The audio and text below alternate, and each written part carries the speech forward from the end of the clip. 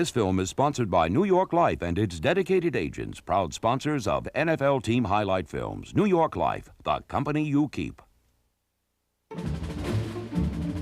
In 1992, the Indianapolis Colts readjusted their mental approach to football. In the process, they restored pride to the symbol of a great sports tradition. I always, even as a kid growing up, thought that the horseshoe was one of the most distinctive logos in all of sport, a little bit like the NY of the Yankees. And something I think that we always talk about, that it's very important that when you put the horseshoes on, that you represent something in a great tradition here in this franchise. In his second stint as head coach, Ted Marchibroda proved to be the perfect embodiment of this tradition. He always and will be a Colt, and I don't know of many people that have more pride in the horseshoe than he does, and that feeling from your leader goes to others in the organization. It becomes contagious. This contagious spirit was immediately apparent in a win over Cleveland, the Colts' first opening day victory in 9 seasons.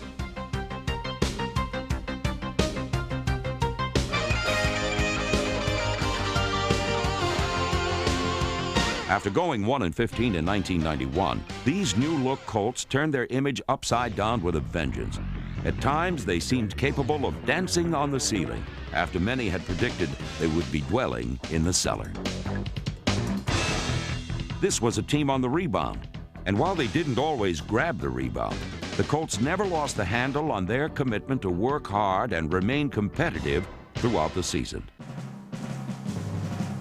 The Colts maintained a firm grasp on their quest to improve, and they finished with a 9-7 mark that made Indianapolis the first franchise in NFL history to go from a 1-15 record to a winning record in a single season.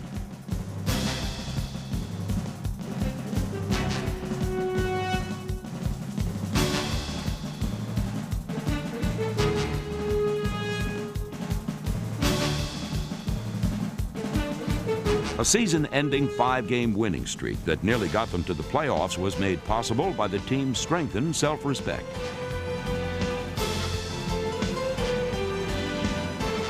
Just as he had done during the mid-70s, Ted Marchibroda had taught the Colts how to win by believing in what the horseshoe stands for and by believing in themselves.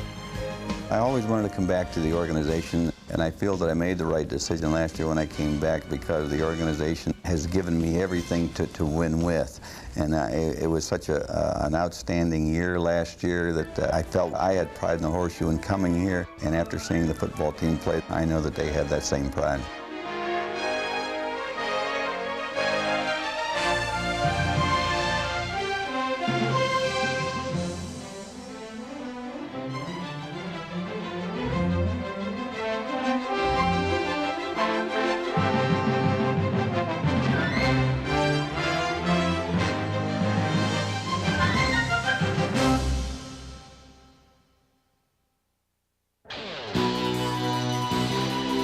Opening day 1992 brought renewed hope and new faces, including #1 draft choices Steve Empman, number 79, and Quentin Coriat, number 55, a pair of gifted rookies who helped the defense batter the Cleveland Browns 14-3.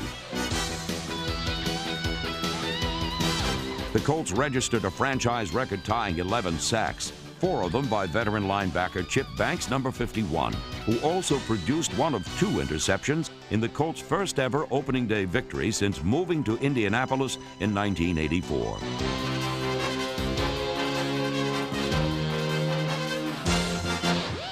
Three games later, the Colts evened their record at 2-2 when Jeff George made his first appearance since suffering a preseason injury.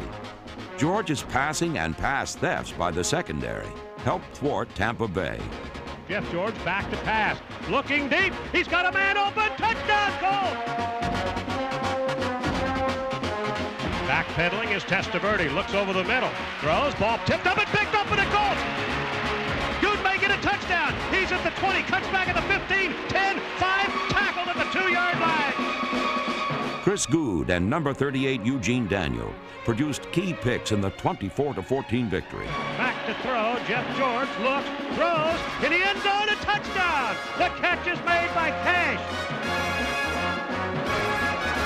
Third-year quarterback Jeff George and second-year tight end Kaye are part of the team's burgeoning youth movement on offense, a movement that holds considerable promise for the future. Cash became the first Colt tight end in 20 years to catch 40 or more passes in a single season, and Indianapolis was able to effectively employ a two tight end formation, featuring Cash and first-year pro Charles Arbuckle, number 81. The workhorse of the offense was number 23, Anthony Johnson, whose 240 yards from scrimmage against the Patriots was a team record. In only his third NFL campaign, Johnson has become one of the league's most versatile backs.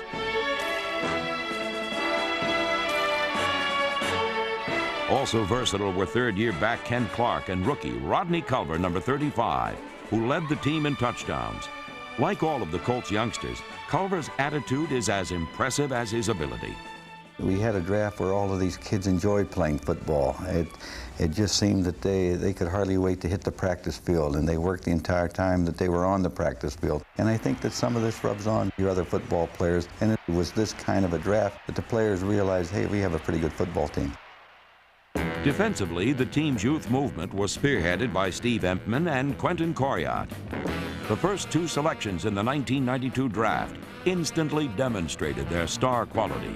They came in and lived up to their billing. I think they really helped to get us jump-started. They have great work ethic, which we knew, tremendous amounts of talent.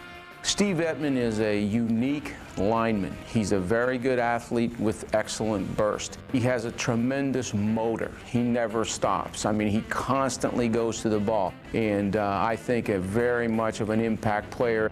There's no question that Quentin Coryatt's going to be a force in this league. He can, I think, probably literally redefine the position he plays. He's got that type of talent. Other developing defenders included rookies Tony McCoy, number 94, and Stephen Grant, and third-year pros Tony Siragusa, number 98, and Tony Walker, number 92. Ashley Ambrose and Jason Belser, number 29, both brought rookie fire and enthusiasm to the defensive backfield. Belser's outstanding special teams play was a key reason why veteran punter Ron Stark was selected to the Pro Bowl. Stark placed 22 punts inside the 20, punts often down by Belser, who was also part of a hard-charging punt coverage unit that showed the Colts' young players at their heads-up hustling best. Indianapolis allowed the lowest punt return average in the AFC, an impressive achievement given the fact that only two punters in the conference punted more times than Stark.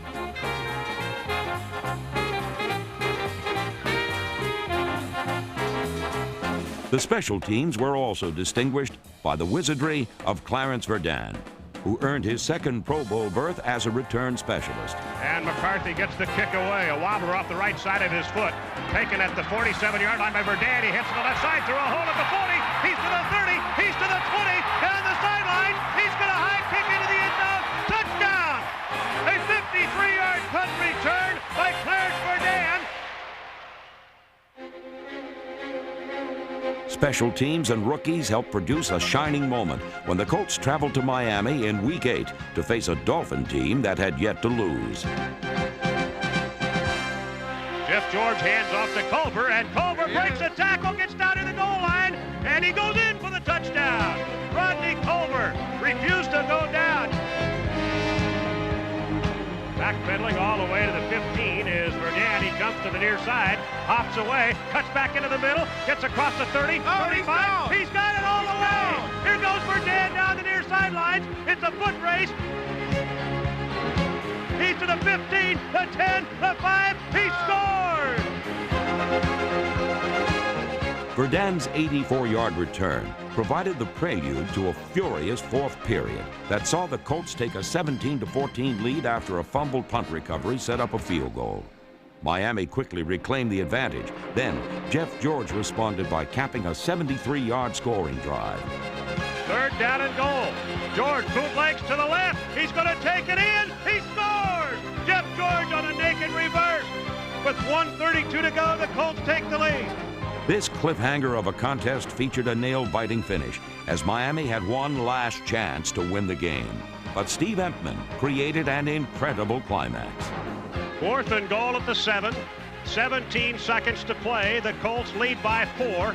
Slot left, slot right, shotgun spread. Humphries a step to the right side of Marino. Quick snap to Dan. He looks, he throws. Oh, ball batted up in the air, and it's picked off. Steve Empman. Empman lumbering down the far sideline. He's to the 50. He's to the 40. He is going to score. Empman is going to score, and the Colts win.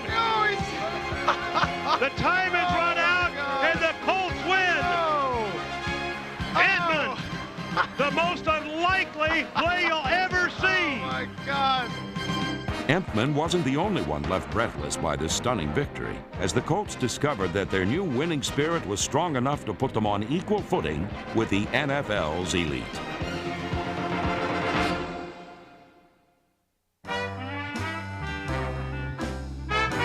A variety of rhythms provided the soundtrack for an unforgettable season.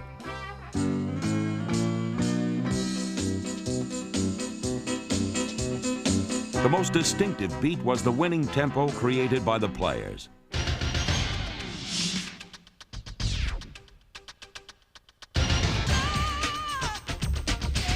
Free agents, Plan B acquisitions, and rookies harmonized with longtime Colt veterans.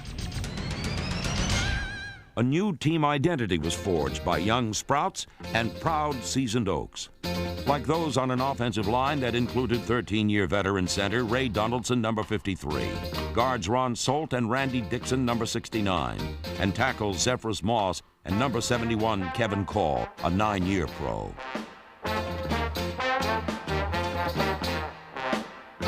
There were fast young guns and steady, experienced old hands, such as those that belonged to wide receiver Bill Brooks, number 80. After 7 seasons in Indianapolis, Brooks became the second most prolific pass catcher in franchise history.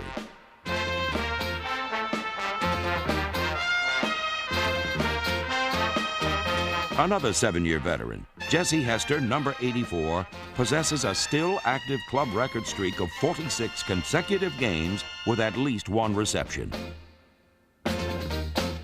8-year pro Reggie Langhorne, number 85, led the Colts with 65 receptions in 1992. The nice thing for a quarterback to know on those guys is that they'll try their hardest to get the ball every time. And they're all very different, I think. Jesse has got the speed and great quickness. Billy's kind of the guy that you can always count on to make a catch. Reggie's a big, strong guy. He makes a lot of nice catches and is good with guys leaning on him. Reggie was a pleasant surprise for us. Reggie was a Plan B acquisition, and he realized exactly what he could do. And Reggie also assumed a leadership role on his football team. Of course, the team's most influential leader is Ted Marchibroda, who has engineered 2 of the best seasonal turnarounds in league history, both of them as head coach of the Colts. He had done it before. He had won division championships. He had turned teams around from 2-12 to 10-4. So we knew if we gave him the players, along with the excellent coaching staff he assembled, we knew we had a good chance of really improving on the season. Just proved that Ted has gotten even better, a little older, but a little better than he was with more experience he picked up. And so, you know, with that put together with the players we got in the draft, and I think overall our other players started to play better than they did with the other coaching staff we had. A lot of guys looked up to him, knowing that in the past, you know, when he was with the Colts in '75, that he always had that winning attitude, and that really made us really believe in ourselves that we can go out on any given day and defeat any team in the NFL. Jeff Herrod has always believed in himself, and he has always backed up that belief with a relentless attacking style of play. I do consider myself an aggressive player, you know, and I think that's one of the keys of being an outstanding linebacker in this league today is being very aggressive, you know, hustle every play, and I think my success is surrounded by being so aggressive. Jeff, in my estimation, is the leader of our football team. I recognized this early in training camp, and he's a tremendous football player. If a little spaceship landed and a little green man walked out and said, "What is a football player?" I would walk him out to the practice field and point at number 54 and said, "That is a football player." I mean, he has every quality you're looking for, and he represents us as a Colt like really probably no other player. The Colts featured another trigger man on defense, Dwayne Bickett, who combined with Herod to provide the linebacking core with double-barreled firepower. Bickett is a guy who you appreciate as the years go on, as the games go on, and on a high level of consistency. Probably as good a run player as there is in the league from an outside standpoint. Makes an unusual amount of tackles for an outside backer. Good cover guy, good rush guy. Really total package guy, and a guy that's there every Sunday, always battling. Other veterans who solidified the Colts' much-improved defense included backs Eugene Daniel, Michael Ball, John Baylor, Chris Good, Tony Stargell, and Mike Pryor, number 39, and defensive end Sam Clancy, number 76, Skip McClendon, and John Hand, number 78. Linebackers Scott Radisick, number 97, and Chip Banks, number 51, were also rejuvenated players who helped revitalize the defense. I think it was really a bunch of guys playing hard together, a real cohesive unit that played real smart football and real hard football. 4 opponents were held to single-digit point totals, the first time a Colt defense accomplished that feat in 17 years.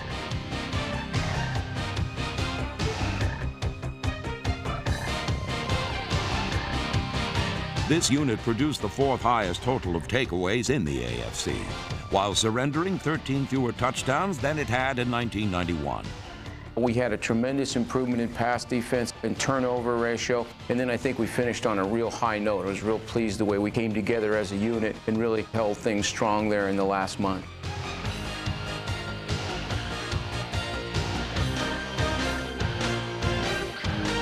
But before the defense hit its stride during that last month, the entire team struggled.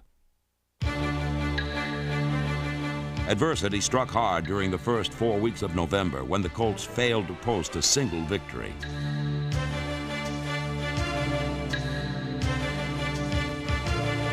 They suffered 2 shutouts and an overtime defeat to New England.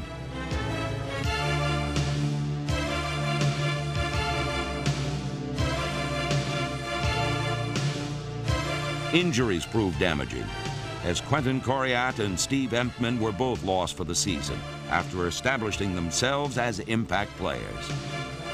But despite this rough stretch, the team's confidence would reemerge, and its pride would eventually answer the prayers of the Colts faithful. After 4 straight losses, the Colts' high-flying optimism seemed like so much hot air, and the Buffalo Bills threatened to make matters worse. We're 4-7. We really are against the rope, so to speak, and we have the best team in the AFC come into town with these injuries, with being on a losing streak, and get down by 10 points. It's hard to create a tougher situation to come back in. But Jack Trudeau and Charles Arbuckle sparked the total team effort that produced an amazing comeback. 3rd down, less than 2 yards. Inside handoff, Culver, touchdown!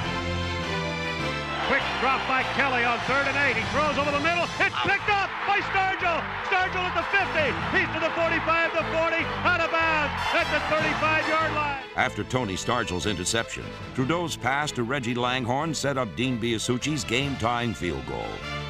Then, in overtime, Biasucci had the chance to secure a tide-turning triumph. Biasucci looking, staring ahead, waiting. There's a snap a bit high. The kick is on the way, and it's good! It's good! The Colts, a 16-point underdog. They have upset the Buffalo Bills in overtime. It really was remarkable, and I think the Buffalo game will always be remembered as such a big victory. This upset had a snowball effect, and the Colts next chilled the Patriots in New England as they racked up their first shutout since 1988. Devastating defense keyed a 6-0 win that saw Indianapolis register 8 sacks, 3.5 of them by Dwayne Bickett.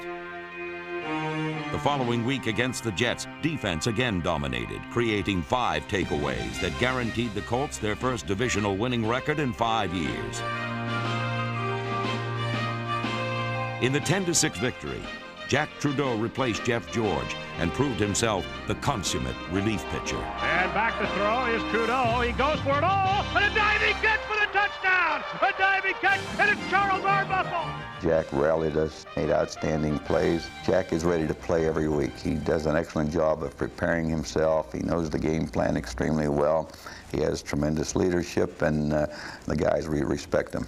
It's really fortunate to have that experience and that depth at quarterback, because you need at least two, and I'm not so sure you don't need three if the way you look at the way some situations have gone on the injury front the last couple years. The next game found George back in the starter's role, and his 328 passing yards frustrated the Phoenix secondary. George back to throw. He looks, he stays in the pocket, he throws deep, he's got Johnson open, he makes a catch, he's in the 20, 15, 10, 5, touchdown Anthony Johnson! With less than a minute to play, Biasucci broke a 13-13 tie. The placement, and the kick, it's on the way! Beautiful! He split the uprights from 42 yards out, and it's a 16-13 Colt lead, 49 to go. Mike Pryor's 3 interceptions paved the way for another close victory for the Cardiac Colts. It seemed as if every ball game that we won certainly was a war. I mean, and it's a draining feeling, because basically when you play a lot of games like we did, we played them on a very low margin for error type of deal. And so every call, every play became very significant. But, you know, of course, that's the excitement of the hunt. That's what we're all in it for. At Cincinnati, the Colts were more like the hunted than the hunters during the first half of the final game of the year.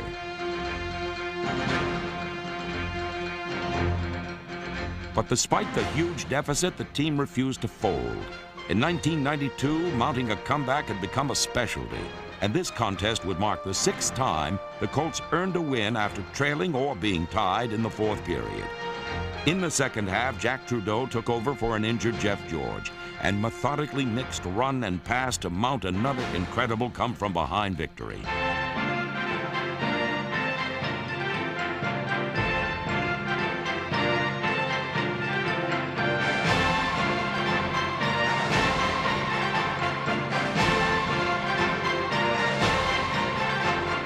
Back to throw. He looks, he throws, and a touchdown! A touchdown for the Colts, and it was Kaye Cash, the tight end.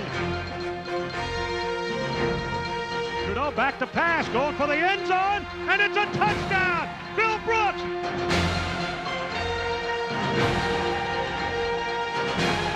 And on a draw, they get the Culver up the middle. He's to the 30, the 25, the 20. He gets a block. He's to the 10, 5, touchdown! When it was all over, the Colts had earned their 5th straight victory to finish with a stunning 9-7 record, proof that Ted Marchibroda had taught this team how to do whatever it takes to win. The confident Colts had learned their lessons well, and this memorable 1992 season will go down as the year that they rediscovered the pride in their past and found the promise in their future. It was a big season for us from the standpoint that a lot of our guys probably didn't believe we could win. And when you win close games during the course of a season, it certainly makes guys want to work hard in the offseason to get ready for the next year. The players know it, and we know it, and the coaches know that we can win almost any game with anybody in this country. And I think looking at our schedule this year, we're going to have to think about those thoughts, because we've got a tough schedule. But I think we're going to be able to show up, and we're going to give everybody a good run for their money, and I think we're going to be close to what we did last year. We just overcame a lot of adversity and came together as one and decided, hey, we're going to play ball and make a name for ourselves throughout this league. And I think we did a hell of a job of doing that. Hi, I'm Steve Sable. The Colts' refusal to be demoralized by their 1-15 record of 1991 speaks volumes about their new attitude. The arrival of Ted Marchibroda and the quick signings of Steve Empman and Quentin Coryatt provided concrete evidence that the Colts intended to go all out off the field. And once the '92 season started, they went all out on the field as well. During the 1993 offseason, the Colt front office has been busy again. This time, taking steps to ensure that their amazing turnaround was no fluke. Their #1 priority is to move the football more effectively, and to that end, they've been active in the free agent market, and they made highly touted wide receiver Sean Dawkins from California their top selection in the draft. The 1993 Colts face some question marks, but a preview of the upcoming season demonstrates that they found some answers during 1992. In 1992, the Colts surprised everyone with their 9-7 record, and while they definitely embodied the term winning ugly, the team's optimism about 1993 is more than just another snow job. Last year's upsets over Buffalo and Miami showed that the Colts can play with the big boys and pointed to the success of the total team concept stressed by Ted Marchibroda. Jeff George didn't make us 9-7. Jack Trudeau didn't make us 9-7. Steve Ettman didn't make us 9-7. We were 9-7 as a team, and I think that's the most important thing to remember going into this season is that I don't know who are going to be the people that are going to step up and are going to be the people that win games and do the things you need to do to win games, but I know it has to come from all 47 individuals. Total team effort was especially obvious on defense. And with linebackers Jeff Herrod, number 54, and Dwayne Bickett anchoring this much improved unit, defense is likely to be the Colts' strong suit in '93.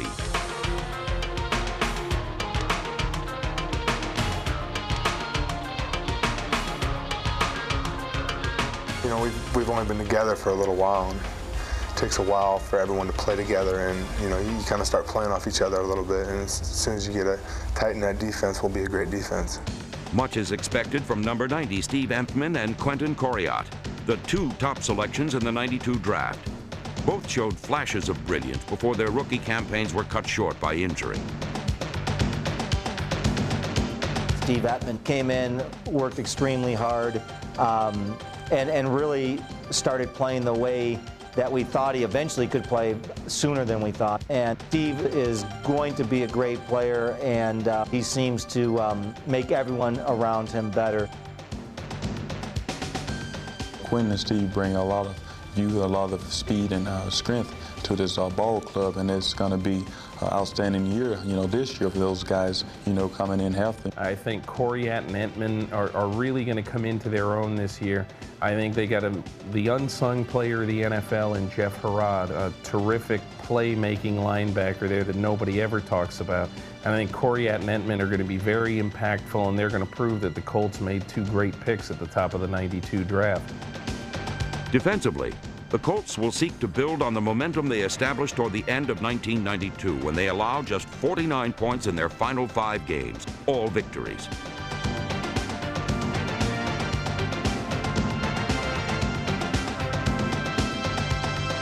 Even though Indianapolis played aggressive defense in '92, especially in terms of pass coverage and creating turnovers, there is always room for improvement. Probably the biggest area that we've got to improve on, as well as maintaining our strong points, is the ability to stop the running game and to control that aspect of the game. Offensively, Ted Marchibroda must find a way to start the run. And while the Colts have two versatile backs in number 23 Anthony Johnson and Rodney Culver, the team ranked dead last in rushing yardage in '92.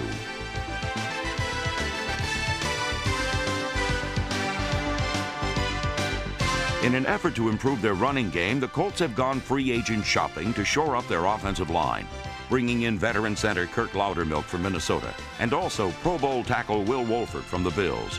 These proven performers will also help solidify pass protection for Jack Trudeau and Jeff George. Trudeau directed the team to 4 of their final 5 victories.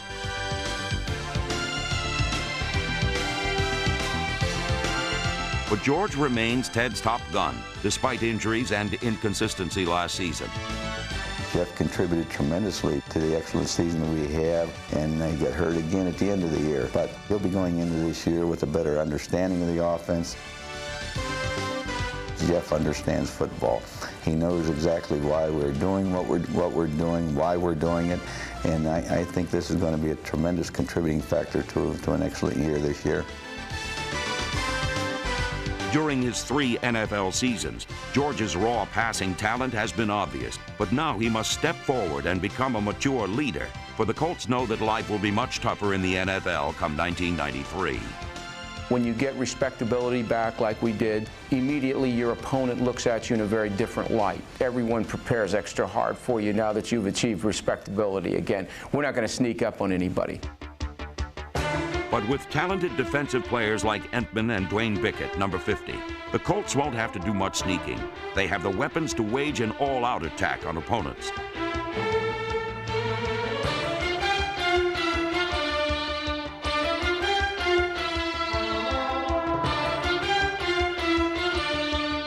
And if George and company can master Marchibroda's quick-tempo offense, then the Colts may very well continue the upward swing that began unexpectedly in 1992.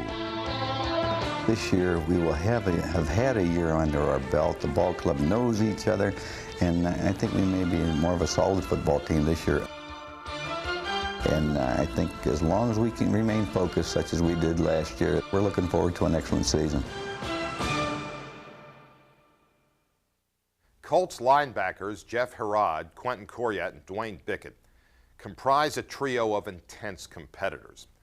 And a look back at the team's history shows that the Colts had one of the most intensely competitive linebackers who ever played the game. From 1965 through 1975, Mike Curtis bared his fangs with such ferocity that he earned the nickname Mad Dog. Now, in the following classic segment, you'll find out that Curtis's nickname was richly deserved. But our classic segment begins with a salute to a Colts Hall of Famer, tackle Jim Parker. In 1957, the Baltimore Colts' top draft choice was a 6'5", 300-pound All-American lineman named Jim Parker, who found pro football in Baltimore to be a step down from what he was used to at Ohio State. It was a tough transition coming from Ohio State to Baltimore. For me it was. It took me about 2.5 years to get accustomed to being poor. I came to Baltimore. In 1957, we had one whirlpool, and if you wasn't a quarterback, if you wasn't a running back, you didn't touch it. And in cold days, they had 2 hand warmers. That was for the quarterback and the receivers. And you had to fight to get one of those hand warmers to get your hand warm. I remember in Green Bay, it was so cold out there, me and about 5 other guys spotted an old glove laying on the field, and we dove on it and almost lost all 5 of us trying to get to that one glove to put on our hand. Big Jim Parker lived in a dream world, and his surrealistic visions were the source and sustenance of his professional greatness. In the back of my mind, I would fantasize a lot. On pass blocking, I would pretend I was a mountain, and that the other guy, he had to get around this mountain, and it was impossible.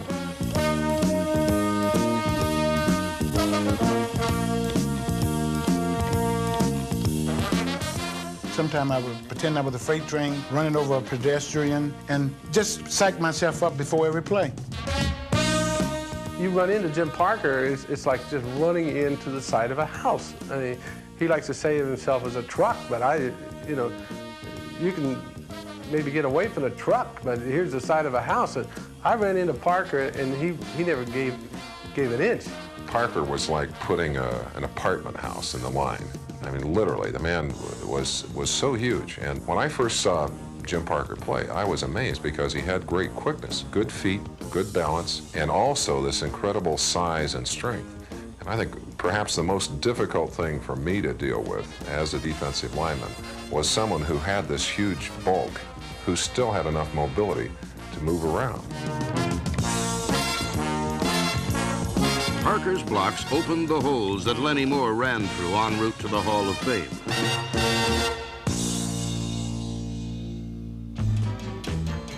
But it was in the service of quarterback John Unitas that Jim Parker truly excelled. He was a workhorse. You couldn't work him hard enough, and I don't think Jim ever refused to do anything that you asked him. And you hardly got any conversation out of Jim in the huddle. Most of the times I asked, Jimmy, you all right? Mm-hmm. That was it with him. But that's the type of individual that Jimmy was. He was an unselfish man, and he gave everything he had for you.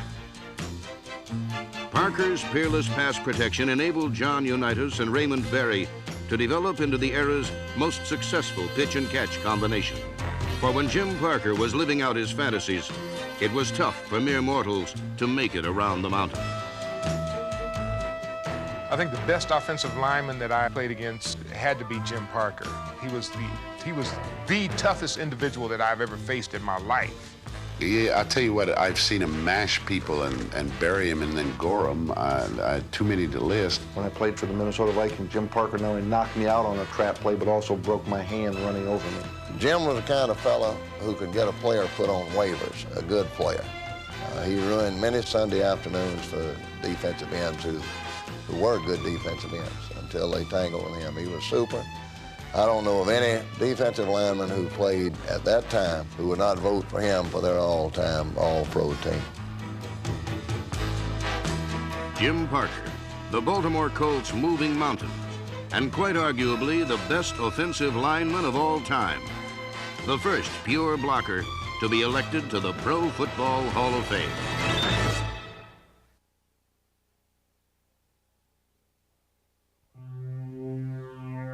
Under the midday sun, the light of battle shone brightly in the eyes of Mad Dog Mike Curtis. Number 32 had 11 years of head-on collisions and won almost every one of them. He was a relentless tracker of pass receivers, runners, and quarterbacks.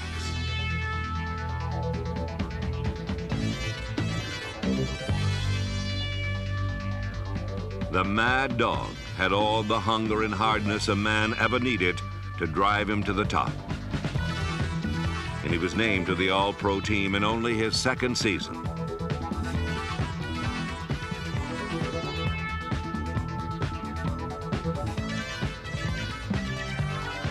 It was ironic that this future Hall of Fame linebacker came to the Colts at a different position.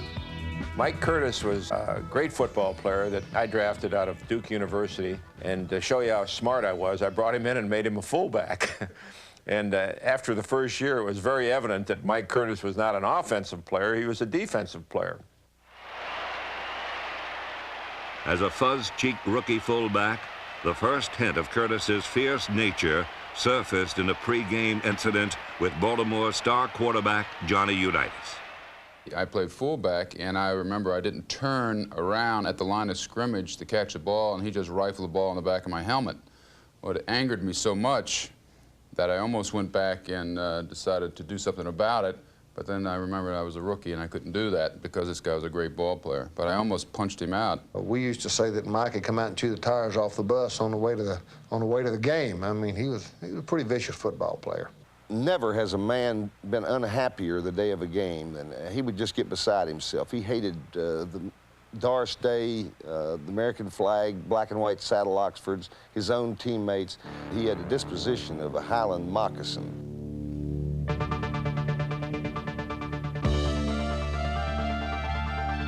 The one thing that would always get me excited was if anybody had anything to say to me. And nobody really talked to me too much because I would look them up throughout the field, wherever the ball was, to chase them down, and then ask them if they had something else smart to say. You got something else smart to say? They got something else, I'd chase them down again. I would just screw up my plays. And every once in a while, in my zest to get to the ball carrier, I forgot, well, you don't have to quite take that angle, or you don't have to do it quite that way, because you have to cover this position.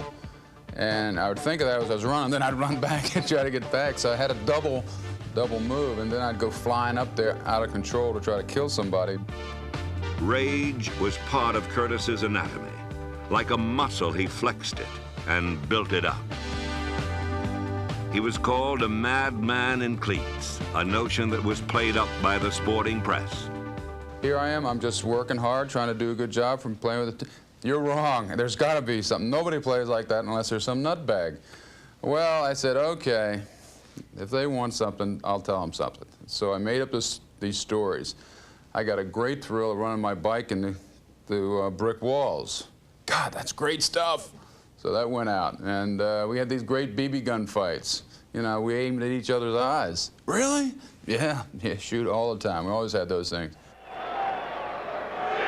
What was not fiction was Curtis's intensity and desire, characteristics that brought out the madness in his method. If Mike meant for his body to get 14 hours of sleep, then by golly, he would grass the bed for 14 hours and stay in a posture. And I knew when he was asleep and when he wasn't. He might be awake for 8 of those hours. But if I put on deodorant or drop the coat hanger, what are you doing? I'm trying to get my rest. He was a lawman on the field, and his brand of frontier justice was meted out vividly in a game against the Dolphins. We're winning. Our momentum is significantly better than Miami's. And here comes Mr. Fan, who wants to join in the momentum. Oh, I don't know what but anyway, he was smashed. So he comes running out on the field, great lark, picks up the ball. When I saw him pick it up, I immediately ran over there and knocked him down, not to hurt him, but to knock him down and get the ball back, get in the game, get rid of his rear end, period. I didn't think it was a joke that I was working out there. A lot of other guys might think it's a joke to see a fan run out there. To me, it was my job. And after the game, 2 or 3 of us were angry. Bubba Smith and I went to Mike. We said, you shouldn't have done that, Mike. You make us all look bad. He said, that guy broke a city ordinance, and I enforced it. And if he comes back out there again, I'll hit him again. He was a little to the right of Attila the Hun. Well, Mike is somewhere to the right of Mussolini in his political views. Somebody gave me a doll of John Wayne, the Duke, Mr. All-America, he. So I got him in my office, yeah. In Baltimore, Curtis was a hero bigger than any movie star. And like John Wayne Westerns, all action became secondary to the final shootout. Marking his counts, takes it away without a fake, rolling to his left side, sets up, and is going to be swarmed under. The ball is free. Baltimore's got it. Racing for the goal line is Mike Curtis. He's to the 15, 10, 5. Curtis scores. Go to war, Miss Agnes.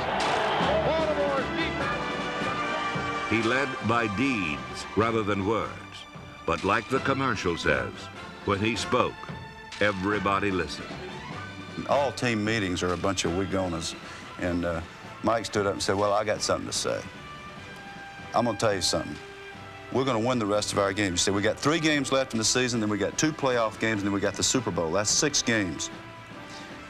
I'm going to play the same way I always play. And everybody in this room is going to go full speed all the time in practice and in the game, because if you don't, I'm going to whip your butt myself. Remember, I said that, and he sat down, and we won all 6 games. Although Mike Curtis left a history of hard hits, championships, and all-pro seasons in Baltimore, his lasting legacy is his image.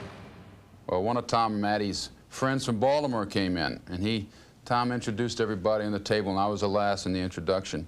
And you got a picture of this. I mean, this is a coat and tie, people wearing diamonds and everything else, you know, around the place. So, and I'd like to introduce you to Mike Curtis, and the guy says, Mike Curtis, you animal, you! Mad Dog! Mike Curtis, the Mad Dog, a hard hat hero, a warrior.